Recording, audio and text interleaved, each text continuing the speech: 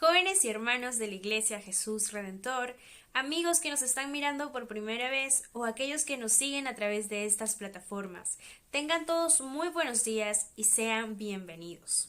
Como cada sábado continuamos con la secuencia del libro de Hechos, los hechos que Jesús continuó realizando después de ascender a los cielos. En este día aprenderemos a través del capítulo 7 acerca de la necesidad de dar una mirada hacia el pasado. Bien, te preguntarás cómo podré dar una mirada hacia el pasado, ¿por qué debo hacerlo? Pues bien, todas estas dudas serán resueltas en esta enseñanza bíblica. Antes de la enseñanza tendremos una breve oración, así que te pido, por favor, que puedas inclinar tu rostro en estos momentos. Empecemos. Amado Señor, te damos gracias por este día. Padre, te pido que tú puedas bendecir a cada uno de mis hermanos, amigos que están conectados en este momento. Tú conoces, Señor, nuestras necesidades. Sabes acerca de nuestros corazones. Te rogamos, Padre, que tú puedas seguir guiándonos, que tú puedas ser nuestra fortaleza diaria en este nuevo contexto en el que vivimos. Señor, te pedimos que el Espíritu Santo pueda transmitirnos el mensaje que en este día tú nos quieres dar. Padre amado, te pedimos así, en el nombre sobre todo nombre, Jesucristo, nuestro amado Señor y Salvador. Amén. Hermana Xiomara, muchas gracias por el pase. Estamos muy contentos y nos sentimos muy privilegiados. En cada sábado hablarles el libro de Hechos de los Apóstoles. El día de hoy nos toca el libro de Hechos 7. El título que le hemos puesto es Una mirada al pasado. Nuestro propósito es que los jóvenes vean en su pasado y encuentren al Dios soberano para continuar firmes. Hoy nos encontramos con Marquito. Marco, ¿cómo estás? ¿Cómo está, Josué? Buenos días y buenos días a todos los hermanos que nos puedan ver. Y bueno, Josué, vamos a comenzar con una pregunta directa para nosotros y para todos aquellos que nos están escuchando. Si yo te digo tu pasado, ¿qué es lo primero que se te viene a la mente? Oh, no me lo tienes que decir, guárdatelo para ti. En la mente de cada uno seguro se forma una serie de recuerdos rápidos, pero siempre hay algo de lo cual nos acordamos mucho más rápido porque nos ha marcado. Esto puede ser una escena alegre, como un cumpleaños único, un agasajo único, pero también puede ser un viaje, o puede ser quizás algo un poco más vergonzoso, como quizás una caída en la calle o delante de los amigos, pero de seguro también recordamos escenas mucho más oscuras, más penosas, o hasta tragedias que nos han ocurrido, que no quisiéramos volver a experimentar en lo absoluto. Aunque se nos recomienda generalmente no recordar nuestro pasado, porque nos puede causar daño psicológico y emocional. Y nos dicen, por ejemplo, ya olvídalo, como si esto fuera tan sencillo, porque hay sucesos que quedan tan grabados en el recuerdo que es difícil olvidar. A veces recordamos escenas que nos causan temor y nos pueden volver a producir depresiones, aunque también hay escenas que al recordarlas nuevamente nos pueden causar amargura en el corazón y otras que nos pueden producir nostalgia. Ciertamente, los que ya somos hijos de Dios, el Señor nos ha hecho libres, libres también de nuestro pasado. Ya no tenemos que seguir presos en ello. Ahora somos nuevas criaturas, como nos dice 2 Corintios 5:17. Sin embargo, el día de hoy vamos a ver que no todo recuerdo del pasado es malo, sino que en muchas oportunidades es hasta necesario. Como dice una frase, aquel que no conoce su historia está condenado a repetirla. Esta frase es una premisa de lo que vamos a estudiar hoy en el libro de Hechos capítulo 7. Les recomendamos quizás hacer una pausa ahora para dar una lectura rápida a este capítulo que es realmente algo extenso. Tiene aproximadamente 60 versículos y durante la enseñanza solamente citaremos algunos de ellos. Aunque también lo puedes leer terminado el video y la enseñanza para entender por la misma palabra de Dios los conceptos que hoy día vamos a aprender. En los últimos 2 sábados hemos estado hablando en el capítulo 6, donde aparece un personaje singular y se presenta Esteban. Y recordamos que era un hombre al cual Lucas, que es el autor del libro de Hechos, le atribuye muchos y muy buenos calificativos. un varón de buen testimonio, lleno del Espíritu Santo, lleno de sabiduría, lleno de gracia y lleno de poder. Tal era Esteban, unos atributos que ni aún a los apóstoles se les menciona tan glamurosamente. De él se habla que fue elegido como uno de los 7 que deberían estar al cuidado y al servicio de las viudas. Sin embargo, como veíamos la semana anterior, no se limitó a su rol dentro de la congregación, dentro de la iglesia, sino que su llenura espiritual lo demostraba realizando grandes prodigios y señales entre el pueblo. Esto trajo consigo una reacción entre algunos hombres de ciertas sinagogas, que eran sitios de congregación judía para que pudieran estudiar la ley de Dios. Sin embargo, estos hombres comenzaron a debatir con Esteban, principalmente y muy posiblemente porque éste declaraba que Jesús era el cumplimiento de la ley, a los que muchos judíos rechazaban. Pero tal sabiduría, pasión y potencia y claridad de las palabras de Esteban no podían ser debatidas. Sus argumentos estaban superiores a los argumentos de los demás, de estos hombres de las sinagogas, y las evidencias que presentaban y exaltaban al Cristo. Este debate va a comenzar a encenderse y los hombres de las sinagogas levantarán falsos testigos quienes van a tergiversar y van a poner palabras que Esteban no había dicho. A pesar de todo ello, su semblante demostraba su inocencia. No era necesario que Esteban hablase palabra alguna. Su rostro, como de un ángel, declaraba que no era culpable. Entonces, con la breve descripción, pero profunda, que se realiza de Esteban, aprendimos que un testimonio verdadero se hace evidente por las acciones, las palabras y hasta por el semblante. Así es, hermano Marco, te doy toda la razón. Ahora toca el turno de Esteban para presentar su defensa. El sumo sacerdote le otorga el uso de la palabra. En el capítulo 7 comienza diciendo: el sumo sacerdote dijo entonces, ¿es esto así? El sumo sacerdote dijo entonces, y lo volvió a repetir, ¿es esto así? A lo que Esteban respondía narrando la historia de Israel. ¿Cómo? ¿Qué tiene que ver las falsas acusaciones en su contra con la historia de Israel? A simple vista parece una respuesta fuera de lugar, pero recordemos en qué consistían los falsos, la blasfemia contra Moisés, Dios, el templo y la ley. Dale un vistazo al verso 11 y 13 del capítulo 6. Así que Esteban los llevará a lo largo de la historia de Israel para demostrar por sus palabras que no era ningún blasfemo, sino que totalmente opuesto a ello. Era un hombre que honraba a Dios y reconocía la ley, a Moisés y al templo, pero además los llevaba a través de la historia, los llevó a realizar una mirada al pasado para que ellos mismos sean confrontados. Ellos serán quienes van a volver a cometer los mismos errores del pasado.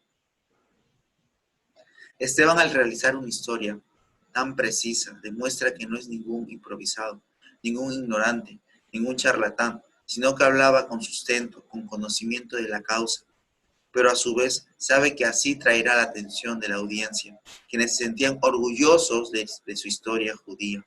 Aquí vemos la destreza de Esteban al momento de hablar, y porque, como lo decía en el verso 10 del capítulo anterior, no podían resistir a la sabiduría con la que él hablaba. Es más, Esteban comienza con una frase de mucho respeto a los presentes, contrario a sus acusadores. El verso 2 dice, y él dijo, varones, hermanos y padres. A pesar que los acusaban, él le llamó hermanos, y como era costumbre, y se califica de padres a los líderes religiosos del pueblo, una actitud diferente de respeto y humildad antes de empezar su discurso. El discurso de la historia de Israel que realiza Esteban lo podemos dividir como se ve a continuación. El verso 2 al 16 hablará de la obra de Dios, seguidamente hasta el verso 37 hablará de Moisés, luego hasta el 43 sobre la ley, y termina hablando del templo, justamente con los cuales se le acusaba de hablar y blasfemar. Qué gran habilidad para estructurar claramente que estaba lleno del Espíritu, y por influencia del Espíritu, él hablaba y actuaba. Sí, bueno, justamente acabamos de proyectar los puntos que claramente estabas describiendo, y este es el panorama que tenemos del libro de Hechos. Los versículos que bien citaban se van a reflejar a lo largo de esta historia que va a narrar Esteban. Primero habla sobre Dios, sobre Moisés, sobre la ley, y termina hablando del templo, aunque claramente en los últimos versículos va a dar una sentencia durante su discurso. Y es lo que Esteban nos lleva a lo largo de esta historia. No es, como bien decías, ningún improvisado, sino que tenía mucho conocimiento, y este conocimiento lo va a llevar a enseñarnos lo que hoy día tenemos como mensaje también. ¿Por qué tenemos que mirar al pasado? Y la primera respuesta a este interrogante es para encontrar al Dios soberano. Dios es soberano sobre nuestras acciones, sobre sus acciones.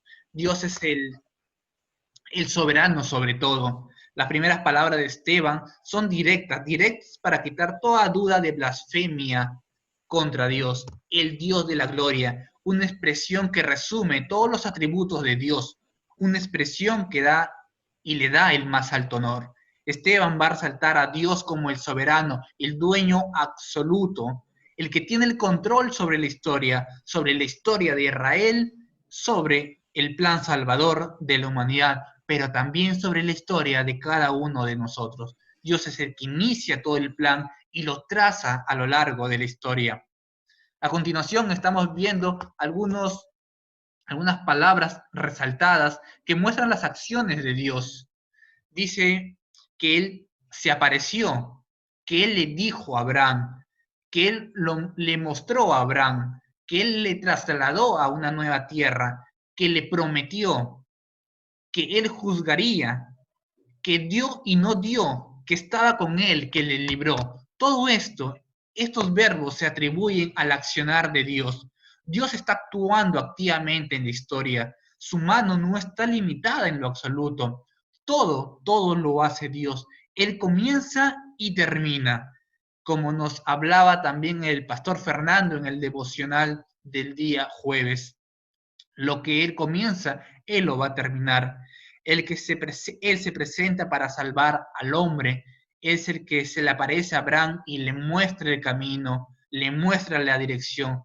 Todos los verbos que vemos resaltados en pantalla muestran y recaen sobre la acción soberana de Dios. Aquí la primera importancia de por qué debemos mirar la historia, mirar el pasado, mirar tu historia, mirar tu pasado, porque verás que Dios siempre estuvo presente, actuando activamente en tu vida. En cada momento, sin cesar, Dios fue el que se acercó a ti, el que se te apareció para mostrarte el camino y te trasladó a su familia para que seas hecho hijo de Dios. El que está contigo y está en ti, el que te libra, el que te da una mente para entender su sabiduría. Esto me conforta, me llena cuando miro atrás y veo que Dios siempre estuvo. Puedo entonces seguir firme adelante, confiado que Dios seguirá estando siempre presente. Vamos a ver entonces un segundo punto, que es que Dios es soberano a los problemas. Estamos viendo que tenemos que ver la historia para encontrar al Dios soberano. Y Dios es soberano en sus acciones, pero también es soberano a los problemas. La mayor duda en el corazón del hombre viene cuando aparecen los problemas, estos problemas que nos abruman, cuando no parece que Dios estuviera actuando. Pero aún cuando el linaje de Abraham pudo perecer porque no podía tener hijos, como lo vemos sombreado en la diapositiva, cuando José pudo perecer al ser vendido, cuando los patriarcas pudieron perecer por la hambruna, cuando el pueblo de Israel pudo perecer en la esclavitud, Dios fue soberano a todo. Su mano es aún más poderosa en estas circunstancias. Aun cuando los problemas o las circunstancias alrededor se nos presenten y te parezcan que no está alineado a la voluntad de Dios, recuerda, Él sigue siendo soberano. Pero también es soberano a sus promesas. El Dios soberano, el Dios de la promesa, el Dios del pacto. ¿Cuál blasfemia estaba hablando Esteban? Ninguna.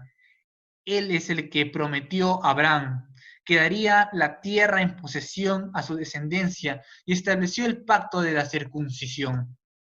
Esteban en cada momento enaltece al Señor. Dios no solamente había actuado, sino que Él mismo da la promesa de que seguirá actuando, de que cumplirá su palabra. Como nos dice en Números 23:19, Dios no es hombre para que mienta, ni hijo de hombre para que se arrepienta. Él dijo, y no hará, habló, y no se ejecutará.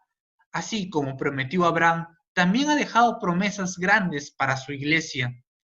Él es el Dios de la esperanza, el Dios que garantiza la esperanza del éxito del Evangelio. Nadie puede venir a mí si el Padre que me envió no lo atrae, y yo lo resucitaré en el día del juicio. Nos habla Cristo. Pero también es el Dios del perdón, y recordamos seguramente este verso de 1 de Juan 1:9, que si confesamos nuestros pecados, Él es fiel y justo para perdonar nuestros pecados y limpiarnos de toda maldad. Es también el Dios de la vida eterna. Puedes leer Juan 10:28. También es el Dios de poder, como en Hechos 1:8, Él envió al Espíritu Santo para que recibiremos poder y hablar por medio del poder del Espíritu. Pero también es el Dios que nos acompaña. Jesús, antes de descender en Mateo 28:20, después de dejar la gran comisión, dijo, pero que estemos firmes, yo estaré con vosotros todos los días hasta el fin del mundo. Es el Dios que da también las salidas a los problemas. 1 Corintios 10:13 dice, y no ha sobrevenido ninguna prueba que no sea humana, pero fiel es Dios, que no os dejará ser probados más de lo que podéis resistir, sino que dará también juntamente con la prueba la salida para que podáis soportar. Es el Dios de las recompensas eternas. Santiago 1:12 nos dice, bienaventurado el varón que soporta la tentación, porque cuando haya resistido la prueba, recibirá la corona de vida que Dios ha prometido a los que le aman. Pero también es el Dios de la provisión. Dios pues suplirá todo lo que os falte conforme a sus riquezas en gloria en Cristo Jesús. Su palabra es suficiente, su promesa cumplirá. ¿Qué seguridad da Dios al hombre para que pueda confiar en Él enteramente? Y así podemos proclamar como David, en paz me acostaré y asimismo dormiré, porque solo tú, Jehová, me haces vivir confiado. No desconfíes de la palabra del Señor. Él dijo y Él hará. Cuánto gozo y cuánta paz puede encontrar mi alma conocer a Dios y sus atributos. Cuánto me llena conocerte. Conocerte me da confianza y valor, como aprendimos en Hechos capítulo 4. Así que, hermanos, si te encuentras angustiado, puedes confiar en su promesa. Pero los que esperan en Jehová tendrán nuevas fuerzas, levantarán alas como las águilas, correrán y no se cansarán, caminarán y no se fatigarán. Solo en ella, en su palabra, encontrarás seguridad, el aliento de los ánimos caídos. Cuando levantes la mirada y veas la grandeza de tu Dios, al Dios de la gloria, al Dios de la promesa. Mira atrás a tu pasado, a tu historia, para encontrar al Dios soberano. Cuando lo ubiques, eleva tu voz al cielo y di, gracias Señor, y muévete como se movió Abraham, en obediencia por la fe.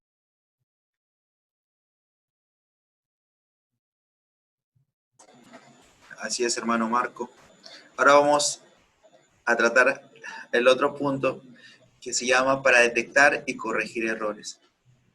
Ahora vamos a ver un segundo motivo por el cual es necesario dar una mirada al pasado.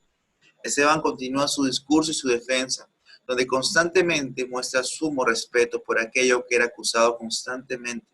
Se identifica con una historia, se identifica con su pueblo, usa expresiones continuas como nuestro padre Abraham, nuestros padres, y se refiere a los padres patriarca. Nuestro pueblo se refiere al ligado a la historia de su pueblo, los honra con sus palabras, como cita Pablo en Romanos 13:7, pagad a todos con lo que debéis, al que el tributo al tributo, al que impuesto impuesto, al que respeto respeto, al que honra es honra. Son sus antecesores, son sus padres, es su pueblo, son las personas y el pueblo a los cuales Dios usó para su soberano plan. Y como tal, les da su justa honra. Pero el respeto a ellos no los ciega para ver los errores del pasado, no los ciega para ver los errores de sus padres y su pueblo, no los eleva innecesariamente a un altar como si hubieran sido intachables, sin error, no, sino que se identifica los defectos que tuvieron. ¿Para qué? Para no cometer lo mismo. O a veces no pensamos que identifica un error de otro significa juzgar, y esto no es así, sino simplemente es ver la realidad, como a lo que dice, el hombre inteligente aprende de sus propios errores. El sabio aprende de los errores de los demás. Debemos vivir en esa sabiduría, mirando atrás para encontrar los errores propios y de otros para no ir por el mismo camino, porque ya hay una advertencia que dice, por aquí no. Los patriarcas fueron movidos por envidia y vendieron a su hermano José, al que tenían por gran libertador Moisés. Él también fue rechazado por su pueblo. Los padres también rechazaron la ley, y a la cual Esteban los nombra como palabras de vida. Pero el pueblo no obedeció, sino que desechando a Dios y a su perfecta ley, y fueron tras adoración pagana, a los cuales Dios mismo les entregó. Y respecto al templo, Esteban recalca lo dicho por Isaías en el capítulo 66, verso 1. Jehová dijo así: el cielo es mi trono y la tierra estrado de mis pies. ¿Dónde está la casa que me habréis de edificar? ¿Y dónde el lugar de mi reposo? Pero también Salomón exclamó al pueblo en la dedicación del templo, en Primera de Reyes 8:27. Pero es verdad que Dios morará sobre la tierra. He aquí que los cielos de los cielos, no te pueden contener. ¿Cuánto menos esta casa que yo he edificado? Esteban solo, recordando que el pueblo había cometido errores, que el pueblo en muchas ocasiones iba en contra de la voluntad de Dios, que el pueblo rechazaba a quienes Dios elegía como profetas y que constantemente desvirtuaban la escena de la ley, y lo que significaba el templo, confiando al Dios omnipotente e ilimitado al lugar reducido.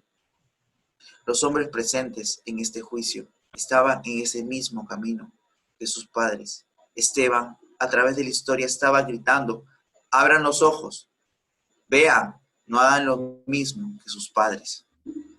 Hermano, a veces nuestra historia personal vamos repitiendo errores de nuestros padres de sangre, o a veces vamos reflejando los caracteres de nuestros padres. Cuando a veces lo hemos criticado, es necesario evaluarlos, ver si estamos replicando errores para dejarnos y dejar estar en el camino del cambio. Estamos llamados a cambiar. Como dice en Efesios 4:22, en cuanto a la pasada manera de vivir, despojaos del viejo hombre, que esté viviendo conforme a los deseos engañosos. En el mismo capítulo 4, Pablo le dice a la iglesia de Éfeso, debía despojarse, qué cosas debía dejar atrás. La mentira, como dice en el versículo 24, el hurto en el versículo 28, la palabra corrompida en el versículo 29, ira, enojo, gritería y toda malicia en el versículo 31. Asimismo, Pablo se dirige a la iglesia de Corintio, les hace recordar que eran antes de Cristo. 1 Corintios 6:9, ¿no sabéis que los injustos no heredarán el reino de Dios? No erréis, ni los fornicarios, ni los idólatras, ni los adúlteros, ni los afemicidas, ni los que se echan con varones, ni los ladrones, ni los ávaros, ni los borrachos, ni los maldicientes, ni los estafadores heredarán el reino de Dios. Y luego declara, y esto erais algunos. Pero Pablo presenta su pasado para exhortarlos a tener un estilo de vida totalmente diferente a la iglesia de Corintio. Los exhorta que deben glorificar a Dios con sus cuerpos, huyendo de la fornicación. A los de Éfeso no solamente dice que deberían despojarse del viejo hombre, sino que deben ser creados según Dios en la justicia y santidad de la verdad. Y da ejemplos prácticos. En lugar de la manera de mentira, hablar la verdad.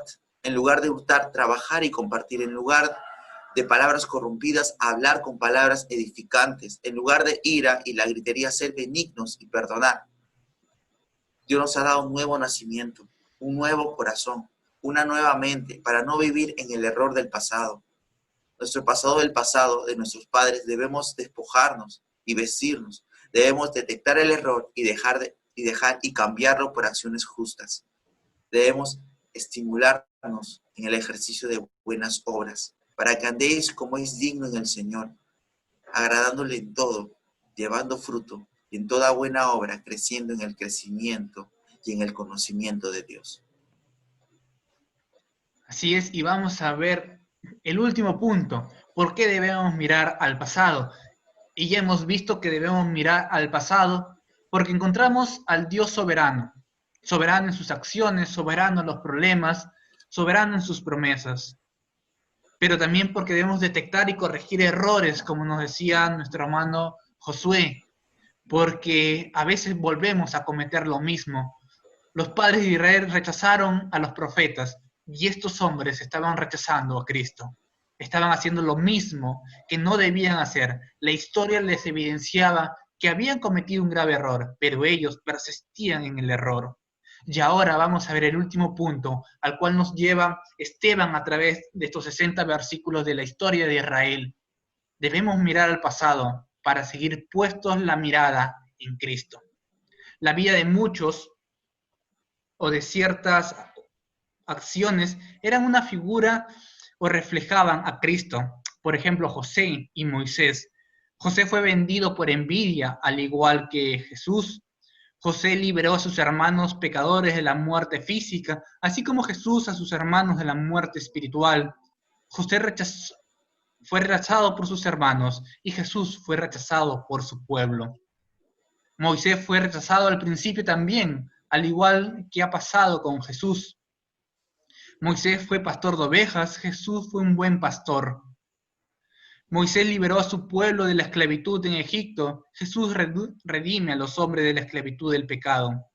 El historial de Moisés presagia la historia de Jesucristo, al igual que la de José. Esto lo he obtenido de un comentario bíblico, pero es esto así. Lo que está haciendo Esteban es llevarlos a través de la historia y ver lo que la imagen de Jesús estuvo siempre presente. Y ahora, al mismo Jesús, con él estaban cometiendo el mismo craso error. Lamentablemente, estos hombres alrededor de Esteban eran, en palabras del mismo Esteban, como él lo describe, duros de servir, incircuncisos de corazón, resistían al espíritu y esto lo llevaba a mayor maldad. Los llevaba a matar al que era justo, como está ahí subrayado en la proyección. Y ahora iban a cometer el mismo error con Esteban, también le darían muerte. Mientras ellos se enfurecían, Esteban estaba lleno del Espíritu Santo. Mientras ellos tapaban sus oídos y arremetían para apedrearle, Esteban invocaba y clamaba a Dios. Qué diametralmente opuesto. Esteban es un hombre que, aunque de vida y ministerio muy breve y corto, nos deja un legado muy profundo en su forma de vivir y de llevar el cristianismo. Hasta lo último, no dejó de poner su mirada en Cristo. Comenzó diciendo su discurso por el verso 2, el Dios de la gloria, y terminó su vida viendo la gloria de Dios. Comenzó debatiendo por el nombre de Cristo y terminó su vida entregando su espíritu a Él. Esta última parte nos enseña a mirar atrás, para mirar la obra de Cristo y seguir firmes, puestos la mirada en Él, puestos la mirada en Jesús, el autor y consumador de la fe, el cual, por el gozo puesto delante de Él, sufrió la cruz, menospreciando el oprobio, y se sentó a la diestra del trono de Dios. Hebreos 12:2. Mirar su obra es suficiente para llenarme de valor y seguir y seguir. A veces podemos mirar lo que hicimos, pero no es suficiente. Nunca es suficiente, hermano. Nunca el éxito del pasado nos va a garantizar el éxito del futuro. Se debe trabajar constante e incansablemente, día a día, día tras día. Si no se continúa el trabajo que comenzó la generación anterior en nuestra iglesia, esta puede detenerse. Siempre estamos a una generación de la crisis, a una generación de que todo se caiga. Por eso es el ánimo permanente a los jóvenes a seguir trabajando, porque nuestra generación pasada, la generación de nuestros padres, ellos trabajaron arduamente para dejarnos el testimonio. Debemos agarrar ese testimonio como los atletas que corren y seguir corriendo con el mismo testamento en mano, seguir firmes hacia adelante, puesta nuestra mirada en Cristo, pero también en la meta. Y como diría Pablo a los filipenses, extendiéndome a lo que está adelante, yo prosigo a la meta, al premio del supremo llamamiento de Dios en Cristo Jesús. Renovemos fuerzas para seguir sirviendo. No nos quedemos en la gloria de lo que hicieron nuestros padres para tener la iglesia que hoy tenemos. Es nuestro deber como jóvenes levantarnos y seguir firmes, seguir cargando ese testamento y seguir a la meta y llevarlo a la próxima generación tal cual nos entregaron nuestros padres. Y entonces hemos aprendido el día de hoy por qué debemos mirar al pasado, no para afligirnos, sino para encontrar en cada cosa de nuestro pasado, en cada hecho de nuestro pasado, que el Dios soberano siempre estuvo presente, para detectar y corregir errores, pero para seguir también puesto nuestra mirada en Cristo. Entonces, Josué, ¿cómo podemos resumir lo enseñado hoy día? Sí, es, hermano Marco. En lugar de mirar al pasado y encontrar dolor y tristeza, mira correctamente y encontrarás esperanza. Mira al Dios soberano y detecta y corrige errores. Y sigue puesto tu mirada en Cristo, firmes y adelante. Así es, Josué, vamos a terminar con oración para que Dios nos lleve a esta firmeza, a estas convicciones a la cual lo llevó a Esteban, breve de vida, breve de ministerio, pero muy profundo a través de la historia y lo que su legado nos deja. Vamos a orar.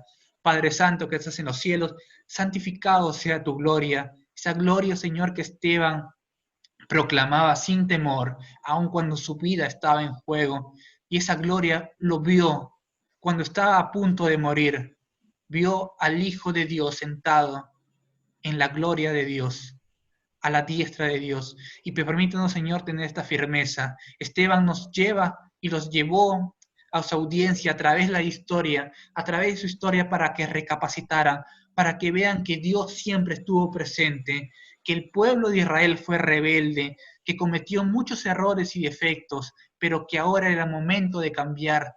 No era momento de cometer lo mismo, sino era momento de mirar a Cristo, aquel justo que murió por los pecados. Y permítenos, Señor, tener esta misma mirada que Esteban, mirar nuestro pasado, quizás nuestros 20 años que tenemos, 25 o algunos hermanos más, pero mirar cómo Dios fue soberano, cómo Dios nos ha librado de tanto, y seguir firmes y confiados en la misma promesa que Dios tiene. Tú eres soberano sobre todo, sobre los problemas, sobre tus acciones, sobre tus promesas. Y en esas promesas yo quiero confiar, pero también, Señor, no quiero ser el mismo de antes, no quiero cometer los mismos errores de antes. Tampoco, Señor, quiero seguir con los errores de mis padres, sino quiero ser libre de ellos, despojarme de ellos, revestirme, Señor, de Cristo y revestirme de buenas obras para justicia. Y llévame, Señor, a tener una mirada, llévanos a tener una mirada solamente puesta en ti. Tú hiciste la obra, la comenzaste en nosotros y la terminarás en nosotros, pero permíteme ser fervoroso y ser apasionado en el servicio a ti, mirando que lo que hicieron nuestros padres también en nuestra iglesia, yo pueda tomar ese testamento y seguir corriendo a la meta sin parar y dejarlo a la nueva generación, tal cual es el Evangelio puro. Así oramos, en Cristo Jesús. Amén y amén. Bien, hermano Josué, hemos terminado con la enseñanza del día de hoy y así como ha sido edificante para nosotros dos, esperamos también que sea edificante para nuestros oyentes, para los que puedan pasar por el video, porque es no la palabra de nosotros, sino la palabra de Dios, que va hasta lo profundo de nuestro corazón. Si dejamos que el Espíritu de Dios hable a nuestro espíritu, así lo vamos a entender y nos vamos a arraigar a esa verdad. Ha sido un gusto compartir contigo, Josué, y nos estamos viendo posiblemente la próxima semana nuevamente para, qué mejor, conversar y hablar y aprender sobre la palabra de Dios y lo que Él tiene para nosotros y su enseñanza. Nos estamos viendo, Josué. Bendiciones.